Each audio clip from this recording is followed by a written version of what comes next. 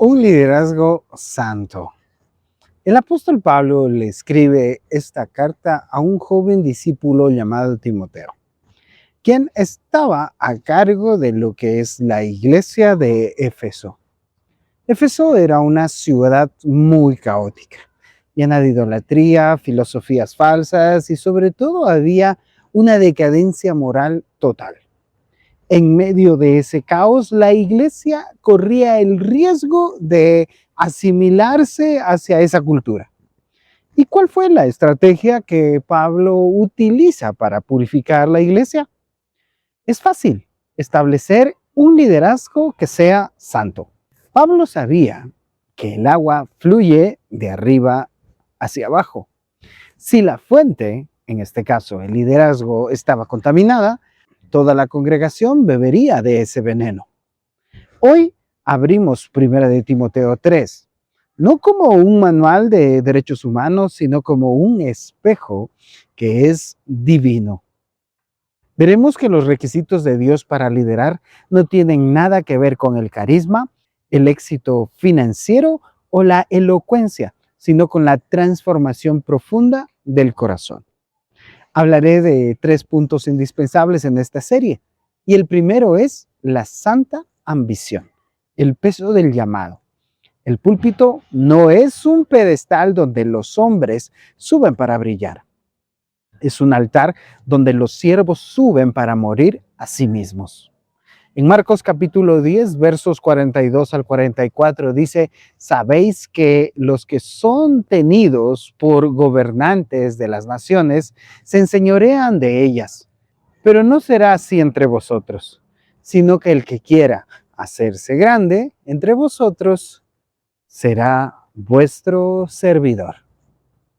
Hablemos de este significado. Pablo comienza con una idea y una declaración, que esta es sorprendente. Palabra fiel. Si alguno anhela obispado, buena obra desea.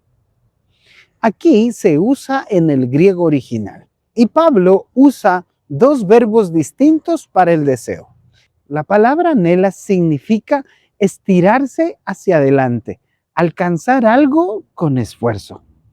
Y la palabra desea, que denota sobre todo una pasión profunda e interna. El obispado no era un título de nobleza que venía con un salario o con aplausos.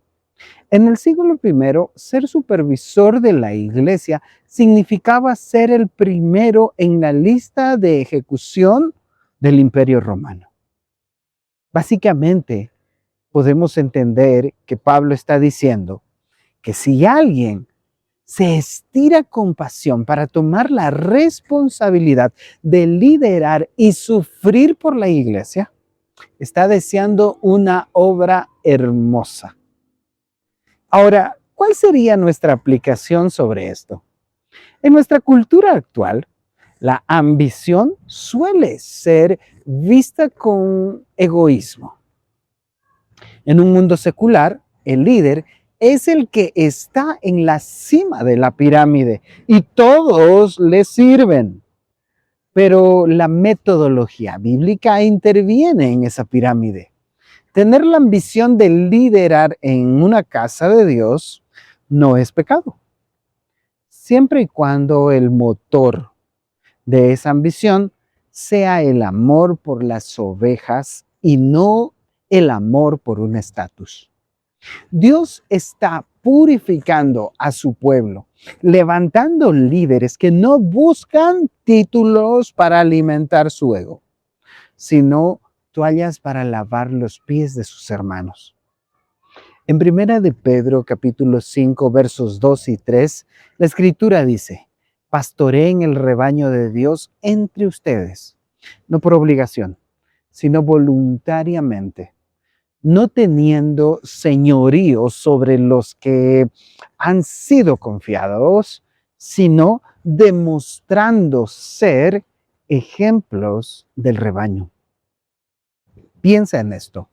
La verdadera pureza de tu llamado al liderazgo no es cuando la gente te sigue, sino a cuánta gente estás dispuesto a servir cuando nadie te está mirando.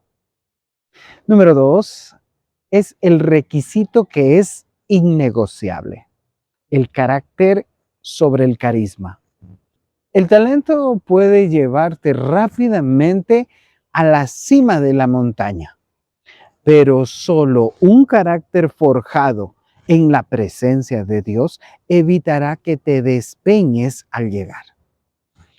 Tito, capítulo 1, versos 7 al 8 dice: porque es necesario que el obispo sea irreprensible, como administrador de Dios, no soberbio, no iracundo, no dado al vino, no pendenciero, no codicioso de ganancias deshonestas.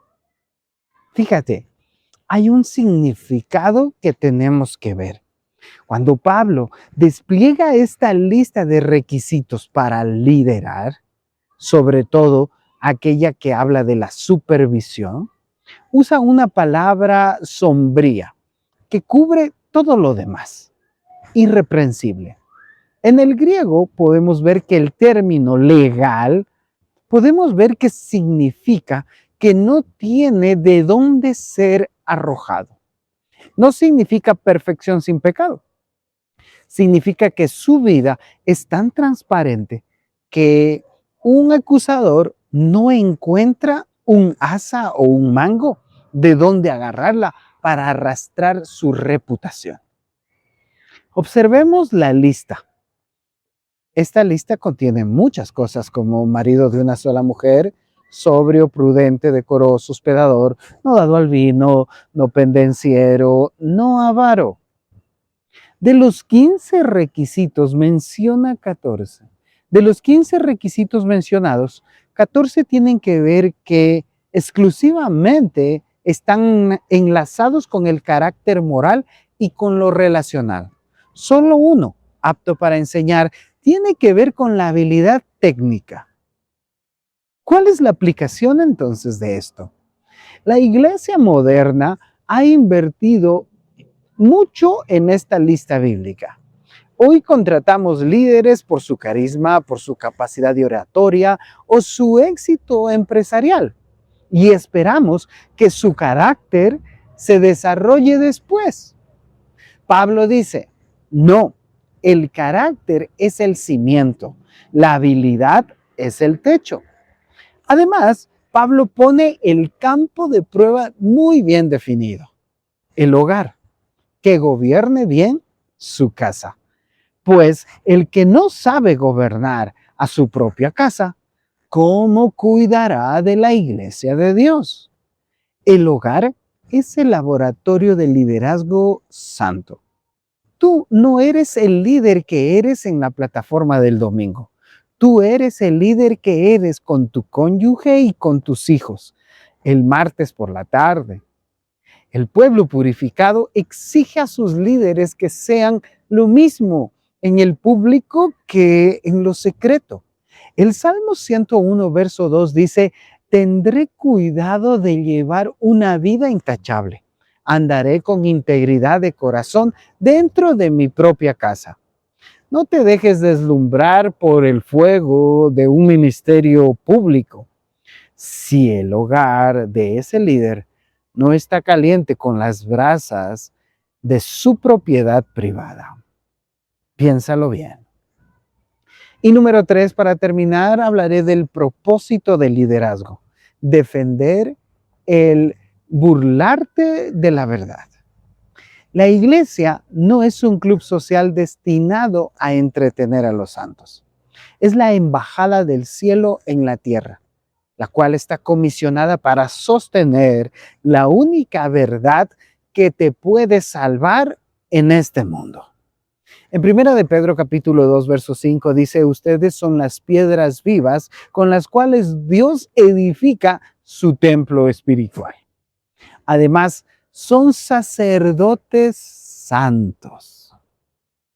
¿Hay un significado detrás de esto? Pues sí. Después de dar las instrucciones sobre cómo deben ser cada uno de estos líderes, Pablo explica el porqué de toda esta carta.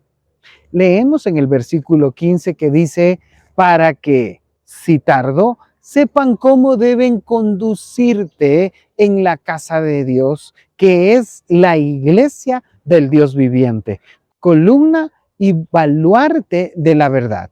La palabra casa de Dios no se refiere al edificio, sino a la familia, a la casa espiritual.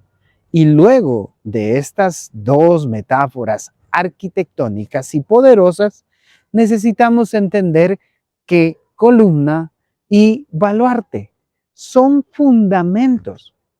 En Efesio estaba el templo a Diana, sostenido por 127 inmensas columnas. Pablo toma esa imagen y dice que el mundo se maravilla de sus templos paganos, pero la verdadera maravilla es la iglesia. Ella es la única columna que sostiene la verdad de Jesucristo en medio de la historia. ¿Cuál es la aplicación para esto? ¿Por qué Dios es tan estricto con los requisitos de sus líderes? ¿Por qué la pureza del pueblo es tan importante? Porque si sus líderes caen en inmoralidad, si la iglesia se corrompe, las columnas se agrietan. Y si la columna se agrieta, la verdad del evangelio, que es el techo, se desploma ante los ojos del mundo y pierden su credibilidad. El liderazgo santo no se trata solo de ser buenas personas. Se trata de ser una misión de rescate. Somos guardianes del ministerio de la piedad. Así dice el verso 16. La sociedad está colapsando bajo el peso del relativismo, la ideología y la mentira. La única esperanza que nos queda es que nuestra nación sea esa iglesia del Dios viviente y se mantenga firme e inquebrantable, sobre todo irreprensible, sobre el sostenimiento de ese alto valor que le da Cristo a este mundo. En Efesios capítulo 2, versos 20 y 21, dice, edificados sobre el fundamento de los apóstoles y profetas, siendo la principal piedra de ángulo Jesucristo mismo, en quien todo el edificio bien coordinado va creciendo para ser templo santo del Señor. Pensemos en esto por un momento. La verdad de Dios es eterna y no necesita nuestra defensa para ser real, pero sí demanda de nuestra santidad para ser creída por un mundo que nos observa. Hablemos ahora de las conclusiones de esta enseñanza.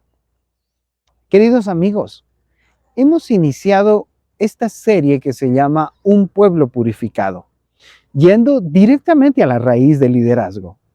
Hoy, la palabra de Dios nos ha confrontado y nos ha readecuado mediante una profunda cirugía exegética de 1 de Timoteo capítulo 3. Y resumiendo lo que hemos aprendido, hablaré entonces de la santa ambición. Entendemos que desear servir a Dios no es malo, obviamente que no. Siempre que comprendas que el liderazgo bíblico es una invitación a tomar la toalla y a lavar los pies, invirtiendo la pirámide del poder de este mundo, del carácter sobre el carisma, descubriendo que la palabra irreprensible es el estándar de Dios. El ministerio público se sostiene sobre la integridad privada. La verdadera prueba de un líder no está en el púlpito, sino en cómo gobierna su propio hogar. Y también vimos acerca del propósito superior. Finalmente, comprendimos la gravedad de todo esto. Dios no nos pide santidad para ser élite religiosa, sino porque la iglesia es la columna y el baluarte de esa verdad. Un liderazgo corrompido agrieta la columna y oculta la luz del Evangelio. Pero un pueblo purificado sostiene la verdad para que el mundo sea salvo. Quiero decirte esto final, que la palabra sembrada hoy purifique nuestra mente, transforme nuestros hogares y prepare a cada siervo de esta congregación o de los que nos observan para caminar en santidad e integridad delante del rostro del Dios viviente. Amén.